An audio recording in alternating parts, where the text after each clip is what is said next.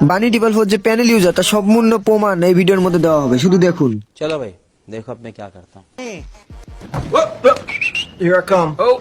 হায় হায়, পাশার মধ্যেও হেড। ये फंस गया सीएम। এক জায়গায় আয় নাইলে কিন্তু মায়ের খায়। এটা কি স্নাইপার নাকি উঠপেকার? समझ रहे हो आप समझ रहे हो ना। আচ্ছা বারবার করে 176। রাজা জি।